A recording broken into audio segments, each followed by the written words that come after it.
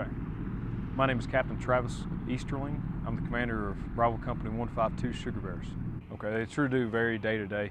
What you're doing, what you're carrying, whether it's cargo out to different places throughout RC South. A lot of the missions change on the fly, how we change as needed. There's a lot of things that come out through dynamic taskings. Hey, look, we need you to go do this, and the priorities change pretty regularly, and we try to do anything we can just to try and accomplish the mission. I've spent 3 combat tours, and not including a tour in Pakistan. This is the first time that I've done truly split operations. We operate off 3 multi-different locations doing various set of missions. And so the dynamics of working with different task force, different leaderships at each of the separate locations that we're currently at brings a totally new, different way of viewing and how to manage your aircraft, how to manage personnel, and risk mitigating through the crew selection and mission sets. Especially on the pilot side and the crew member side, there's a lot of trust that goes with it. The pilot that's sitting next to you, he has to know what you're doing and how you're doing. That way he can back you up and check things that you're not able to do. The guys in the back, there's so much that you can see. Basically from our shoulders back, being up front, you can't see. And most of the helicopter is behind you that you can't see. So you really have to trust these guys going into LZs, going into places that you don't know where the aircraft is, and they have to direct you into it, and you have to trust them to know that they're going to put you in the right spot. That way you can accomplish the mission and you're going to do it safely. Here, you operate very heavy at high gross weights most of the time that you're flying into possible LZs and that can be dusty. Like you saw on the missions today, the LZs were dusty that we both went into, and having to change your plan and how you're going to do and how you're going to accomplish the mission on a split notice.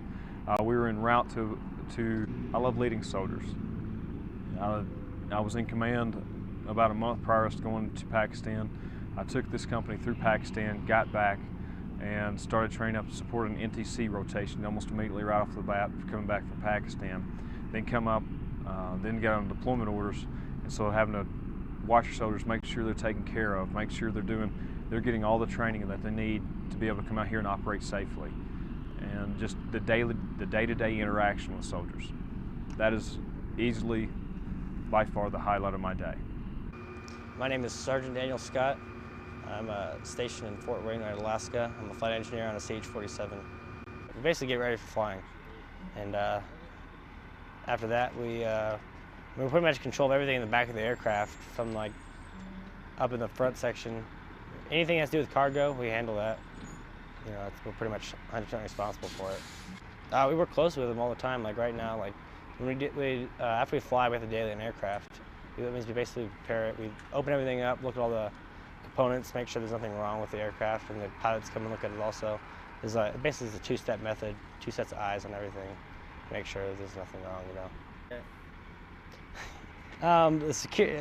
The security aspect is we pretty much cover a sector of the aircraft. You know, like on the ramp here, you cover a fairly wide section of the aircraft. You're looking for people with weapons.